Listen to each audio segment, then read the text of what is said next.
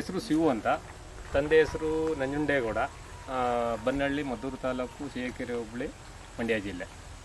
ನಾವು ಸುಮಾರು 9 ರಿಂದ 10 ವರ್ಷ ಆಯಿತು ನಾವು ಸಮಗ್ರ ಕೃಷಿಗೆ ಇಳಿಗೆ. ನೆಕ್ಸ್ಟು ಹಿಂದೆ ನಾವು ಮಾಮೂಲಿ ಒಂದೇ ಬೆಳೆನೇ ಮಾಡ್ತಾಯಿದ್ದೋ, ಕಬ್ಬು ಹಾಕ್ಬಿಡೋದು, ಇಲ್ಲ ರಾಗಿ ಹಾಕ್ಬಿಡೋದು, ರೇಷ್ಮೆ ಹಾಕೋದು, ಇಷ್ಟು ಮಾತ್ರ ಮಾಡ್ಕೊಂಡು ಹೋಗ್ತಾ ಇದ್ದೋ. ಇವಾಗ ನಾವು ಸಮಗ್ರ ಕೃಷಿಗೆ ಇಳಿದ ಮೇಲೆ ನಾವು ಎಲ್ಲ ಥರದ ಹಣ್ಣಿನ ಗಿಡಗಳು ಮತ್ತು ಸಾಂಬಾರು ಪದಾರ್ಥ ಗಿಡಗಳು, ಚಕ್ಕೆ, ಲವಂಗ ಮತ್ತು ಈರುಳ್ಳಿ, ಬೆಳ್ಳುಳ್ಳಿ, ಸೊಪ್ಪು ಐಟಮ್ಗಳು, ಈ ರೀತಿ ಸೊಪ್ಪು ಐಟಮ್ಗಳೆಲ್ಲನೇ ಎಲ್ಲ ಥರದ್ದು ಎಲ್ಲ ತಿಂಗಳಲ್ಲೂ ನಮಗೆ ಆದಾಯ ಬರಬೇಕು. ಆ ರೀತಿಲಿ ಸಮಗ್ರ ಕೃಷಿಯನ್ನು ಮಾಡ್ತಾಯಿದ್ದೀವಿ. ನೆಕ್ಸ್ಟು ಈಗ ಇದಕ್ಕೆ ಯಾವ ರೀತಿ ನಾವು ಹಿಂದೆ ನಾವು ಕೆಮಿಕಲ್ನೇ ಉಪಯೋಗಿಸ್ತಾ ಇದ್ದೋ.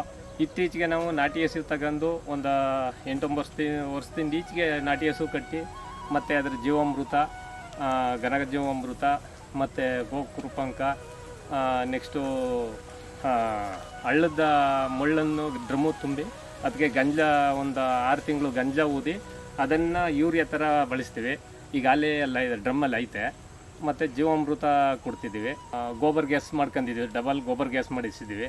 ಅದರಿಂದ ನಾವು ಬಂದಂಥ ಸರಿನ ಡೈರೆಕ್ಟಾಗಿ ತಗೊಬಂದು ನಾವು ಬೆಳೆಗಳು ಕೊಡ್ತಾಯಿದ್ದೀವಿ. ಮತ್ತು ಸ್ಪ್ರಿಂಕ್ಲರ್ ಮುಖಾಂತರ ಕೊಡ್ತಾಯಿದ್ದೀವಿ. ನಮ್ಮ ಮನೆಗೆ ಸಿಲಿಂಡ್ರಲ್ಲಿ ಇನ್ನೊಂದಿಯಲ್ಲಿ ಬಾಕಿದು ಉಪಯೋಗಿಸ್ತಾ ಇಲ್ಲ. 2 ಡಬಲ್ ಗೋಬರ್ ಗ್ಯಾಸ್ ಐತೆ, ಅದನ್ನೇ ನಾವು ಮನೆಗೆ ಯೂಸ್ ಮಾಡ್ಕೊತಾ ಇದ್ದೀವಿ. ನೆಕ್ಸ್ಟು ದನ ಸಾಕೋದು, ಅದರಲ್ಲಿ ಬಂದಂಥ ಹಾಲಲ್ಲಿ, ಮೊಸರು, ಬೆಣ್ಣೆಯಲ್ಲಿ, ತುಪ್ಪ ಅಲ್ಲಿ ನಾವು ತುಪ್ಪ ಕೇಳಿದವ್ರಿಗೆ ತುಪ್ಪನೂ ಕೊಡ್ತಾಯಿದ್ದೀವಿ, ಬೆಣ್ಣೆ ಕೇಳಿದವ್ರಿಗೆ ಬೆಣ್ಣೆನೂ ಕೊಡ್ತಾಯಿದ್ದೀವಿ. 1 kg ಬೆಣ್ಣೆ 1600 ರೂಪಾಯಿ ಕೊಡ್ತಾಯಿದ್ದೀವಿ. 1 kg ತುಪ್ಪನ 2000 ರೂಪಾಯಿ ಕೊಡ್ತಾಯಿದ್ದೀವಿ. ನಾಟಿ ಎಮ್ಮೆದು 1 kg ಬೆಣ್ಣೆ 700 ರೂಪಾಯಿ ಕೊಡ್ತಾಯಿದ್ದೀವಿ. 1 kg ತುಪ್ಪನ 1000 ರೂಪಾಯಿ ಕೊಡ್ತಾಯಿದ್ದೀವಿ. ಮತ್ತು ಈ ಮರಗಡ್ಡೆ ಒಳಗೆ ನಾವು ಕಡಲೆಕಾಯಿ ಹಾಕಿ ಬೆಳೆದಿದ್ದೀನಿ, ಹಸಿ ಕಡಲೆ ಹಾಕಿದೆ, ಮತ್ತು ಸಾಸಿವೆ ಬೆಳೆದಿದ್ದೀನಿ. ಇದಕ್ಕೂ ಅಷ್ಟೇ 4 ಅಡಿ ನಾಟಿನಿಂದ ನಾವು ಸುಸಿ ನಾಟಿ ಮಾಡ್ಕೊಂಡು ಒಂದು 3 ವರ್ಷ ಎಲ್ಲ ಥರದ ಸತ್ತೆ ಈ ಗಿಡ ಗೆಂಡೆ ಎಲ್ಲನೂ ನಾವು ಹೊರಗಡೆಯಿಂದ ಏನು ತಂದು ಹಾಕ್ತಂತೆ ನಮ್ಮಲ್ಲಿರುವಂಥದ್ದೇ ವೇಸ್ಟೇಜ್ ಎಲ್ಲ ತುಂಬಿ ಈ ಮಟ್ಟಕ್ಕೆ ಮಾಡಿದ್ದೀನಿ. ರೇಷ್ಮೆಗೂ ಸುಧಾ ನಾವು ಯಾವುದೇ ಔಷಧಿಯಲ್ಲಿ, ಕುಡಿಯೋ ಔಷಧಿಯಲ್ಲಿ ಮತ್ತು ಯಾವುದೇ ಕೆಮಿಕಲಲ್ಲಿ ಬಳಸ್ತಾ ಇಲ್ಲ. ಇದನ್ನು CSRTC ಮೈಸೂರಿನವರು 3 ವರ್ಷ ಸರ್ಚ್ ಮಾಡಿದ್ದಾರೆ. ಬಿಸ್ಕೆಟು ಮತ್ತು ಬ್ರೆಡ್ ಮಾಡ್ತೀವಿ ಅಂತ ಅಂದ್ಬಿಟ್ಟು ಅವರೇ ಮರಿ ಕೊಟ್ಟು ಅವರೇ ಬಂದು ನೋಡ್ಕೊಂಡು ಪುನಃ ಅವರೇ ಗೂಡು ತಗೊಂಡೋಗಿ ಬಿಸ್ಕೆಟು ಬ್ರೆಡ್ ಮಾಡಿದ್ದಾರೆ. ಮಾಡಿ ನಾವು ಟ್ರಯಲ್ ತೋರಿದ್ದಾರೆ ನಮಗೆ. ಮತ್ತು ಲಾಸ್ಟ್ಗೆ ನಿಮಗೆ ಕಂಪ್ನಿಗೆ ಏನೋ ವಹಿಸ್ಕೊಡ್ತೀವಿ ಅಂತಲೂ ಹೇಳಿದ್ದಾರೆ. ಅಷ್ಟಕ್ಕೆ ಇದು ನಿಂತಿದೆ. ಇವಾಗ ನಾವು ಒಂದು ವರ್ಷಕ್ಕೆ ಒಂದೇ ಬೆಳೆ ಇದು ಒಂದು 2 ಬ್ಯಾಚ್ ಮಾಡ್ತಾಯಿಲ್ಲ, ತಿಂಗಳಿಗೆ 2 ತಿಂಗ್ಳಿಗೆ 1 ಬ್ಯಾಚ್ ಮಾಡ್ತಾಯಿದ್ದೀವಿ. ಒಂದು 50 ಮರಿ ಮಡಗಿರ್ತೀನಿ, 80-85 kg ಅಷ್ಟು ಬರುತ್ತೆ. ರೇಟುವೆ ನಮಗೆ ಸಿಗುತ್ತೆ, ಏಕೆಂತಂದರೆ ಒಳ್ಳೆ ಕ್ವಾಲಿಟಿ ಇರುತ್ತೆ. ಅದರಿಂದ ಒಂದು ಮಾರ್ಕೆಟ್ಗಿಂತ ಒಂದು 30-40-50 ನಮಗೆ ರೇಟ್ ಜಾಸ್ತಿ ಸಿಗುತ್ತೈತೆ.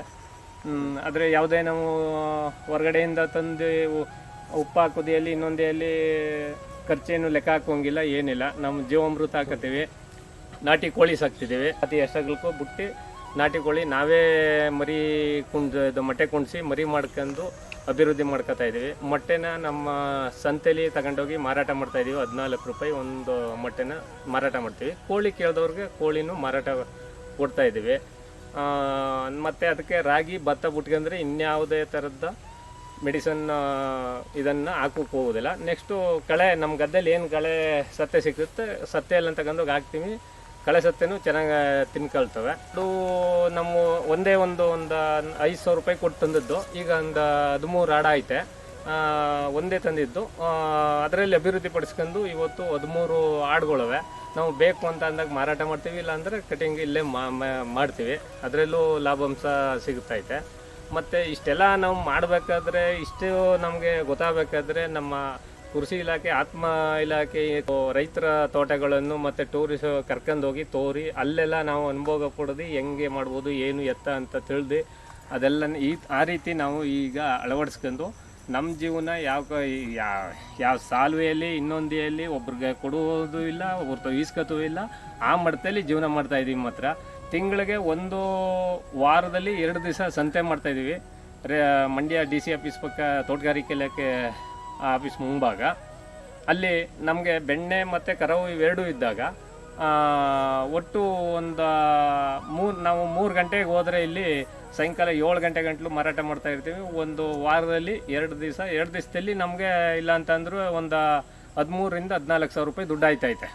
ಕೆಲವು ಹಣ್ಣುಗಳೆಲ್ಲ ಬರ್ತವೆ ಆಯಾ ಸೀಸನು. ಈಗ ಇಲ್ಲಿ ತೂಕ ಮಾಡ್ಕೊಂಡಿದ್ದೆ, ಇಲ್ಲಿ ಒಂದು 200 ರೂಪಾಯಿ ಕೇಳೋರು ಅಷ್ಟೇ. ಅಲ್ಲಿ ನನಗೆ 1,000 ಚಿಲ್ಲರೆ ದುಡ್ಡಾಗಿತ್ತು. ನಾವು ನಮ್ಮ ಬೆಳೆದಂಥ ಪದಾರ್ಥ ನಾವೇ ನಾವು ತಗೊಂಡೋಗಿ ಮಾರಾಟ ಮಾಡಿದಾಗ ರೈತ ಯಾವ ಕಾರಣಕ್ಕೂ ಲಾಸ್ ಆಗೋ ಚಾನ್ಸೇ ಇಲ್ಲ. ಮತ್ತು ಸೀತಾಫಲ, ಹನುಮಫಲ, ರಾಮಫಲ, ವಾಟರ್ ಆಪಲ್ಲು ಆಯಾ ಸೀಸನ್ಗೆ ಯಾವ್ಯಾವ ಬರ್ತದೆ ಆ ಹಣ್ಣನ್ನು ನಾವು ತಗೊಂಡೋಗಿ ನಾವು ಮತ್ತು ತರಕಾರಿ ಐಟಮು ನಮ್ಮಲ್ಲಿ ಏನು ತರಕಾರಿ ಇರುತ್ತೆ ಬೆಳೆದಿರ್ತೀವಿ ಆ ಐಟಮ್ ತಗೊಂಡೋಗ್ತೀವಿ. ಮತ್ತು ಸೊಪ್ಪು ಐಟಮ್ ತಗೊಂಡೋಗ್ತೀವಿ. ಈರುಳ್ಳಿ, ಬೆಳ್ಳುಳ್ಳಿ ಬೆಳೆದು ಅವನ್ನೂ ತಗೊಂಡೋಗ್ತೀವಿ. ನೆಕ್ಸ್ಟು ಉದ್ದು, ಹೆಸರು. ಈಗ ಉದ್ದ ಹಾಕಿದೋ, ಹೆಸರು ಹಾಕಿದೋ, ತಡಗುಣಿ ಹಾಕಿದೋ 3 ಕಟಾವು ಮಾಡಿದ್ದೀವಿ. ಎಳ್ಳು ಹಾಕಿದೋ ಕಟಾವು ಮಾಡಿದ್ದೀವಿ. ಎಳ್ಳನ್ನು ಮತ್ತು ಇವೆಲ್ಲ ಪ್ಯಾಕೆಟ್ ಮಾಡ್ಕೊಂಡು ಮಂಡ್ಯ DC ಆಫೀಸ್ ಹತ್ರ ಮಾರಾಟ ಮಾಡ್ತಾಯಿದ್ದೀವಿ.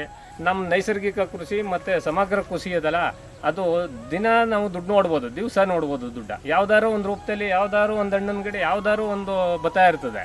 ಈಗ ಒಂದು ಕೋಳಿ ಮೊಟ್ಟೆ ಕೇಳ್ಕೊಬರ್ತಾರೆ, ಕೊಡ್ತೀವಿ. ಕೋಳಿ ಕೇಳ್ತಾರೆ, ಕೊಡ್ತೀವಿ. ಹಿಂಗೆ ನಾವು ಈ ನೈಸರ್ಗಿಕ ಕೃಷಿಗೆ ಇಳಿಬೇಕಾದ್ರೆ ಸುಭಾಷ್ ಪಾಳೇಕರ್ ಪದ್ಧತಿನ ಅನುಸರಿಸ್ಕೊಂಡೇ ನಾವು ಇಳಿದಿದ್ದೀವಿ. ಇಲ್ಲಿ ಕೃಷಿಗೆ ನಮ್ಮ ಕುಟುಂಬದ ನಮ್ಮ ತಾಯಿ ಮತ್ತು ನಮ್ಮ ಮಿಸ್ಸಸ್ಸು, ನಮ್ಮ ಮಗ ಮಗಳು ಅವರು ಕೂಡ ಸ್ಕೂಲ್ನಿಂದ ಬಂದ ಮೇಲೆ ಅವರು ಬಂದು ತೋಟದಲ್ಲಿ ಏನಾರು ಸಣ್ಣ ಪುಟ್ಟ ಕೆಲಸಗಳಿದ್ರೆ ಹೇಳದ್ದೆಲ್ಲನೂ ಮಾಡಿಕೊಡ್ತಾರೆ. ಮತ್ತು ನಮ್ಮ ಮಿಸ್ಸಸ್ಸು ಅವ್ರ ಕೆಲಸ ಮುಗಿತ್ಲೆ ಅವರು ಬಂದು ಸೊಪ್ಪು ತಿತ್ಕೊಡೋದಿಯಲ್ಲಿ ಮತ್ತು ಒಂದು ಕಳೆ ತೆಗೆದಿಯಲ್ಲಿ. ಮತ್ತು ಅದಕ್ಕಿಂತ ಮುಖ್ಯವಾಗಿ ನಮ್ಮ ತಾಯಿ ಅಂತೂ ತೋಟದಲ್ಲಿ ಇದ್ದಂಗೆ ಇರ್ತಾರೆ. ಇದರಲ್ಲಿ ನಾವು ಎಲ್ಲರೂ ಸೇರಿ ಒಟ್ಟಾರೆ ಸೇರಿ ನಾವು ಒಳ್ಳೆ ಸಂಸಾರ ನಡೆಸ್ಕೊಂಡು ಒಳ್ಳೆ ಕೃಷಿ ಮಾಡ್ಕೊಂಡು ಖುಷಿಯಾಗಿದ್ದೀವಿ. ಕೃಷಿ ಇಲಾಖೆ, ತೋಟಗಾರಿಕೆ ಇಲಾಖೆ, ಪಶುಪಾಲನೆ ಮತ್ತು ರೇಷ್ಮೆ ಇಲಾಖೆ ಎಲ್ಲ ಸವಲತ್ತುಗಳು ಎಲ್ಲ ಇಲಾಖೆಗಳ ಕಡೆಯಿಂದ ಸವಲತ್ತುಗಳನ್ನು ಪಡ್ಕೊಂಡು ಸಮಗ್ರ ಕೃಷಿಯನ್ನು ನಡೆಸುವುದರಿಂದ ಯಾವುದೇ ಕಾರಣಕ್ಕೂ ನಾವು ನಷ್ಟ ಅನುಭವಿಸುವುದಿಲ್ಲ. ಆದ್ದರಿಂದ ನಮ್ಮ ರೈತ ಬಾಂಧವರಲ್ಲಿ ಕೇಳುವುದೇನೆಂದರೆ ಎಲ್ಲರೂ ಈ ಉಪಯೋಗಗಳನ್ನು ಪಡ್ಕೊಂಡು ಈ ಸಮಗ್ರ ಕೃಷಿಯನ್ನು ನಡೆಸುವುದರಿಂದ ಅವರ ಜೀವನವೂ ಉತ್ತಮವಾಗುತ್ತೆ ಮತ್ತು ಪಡಿಬೋದು ಅನ್ನುವಂಥ ನಾನು ಮಾತನ್ನು ತಿಳಿಸುತ್ತಾ ನನ್ನ ಇದನ್ನು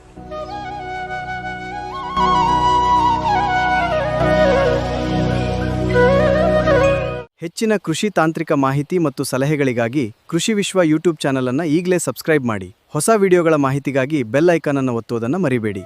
ಧನ್ಯವಾದಗಳು.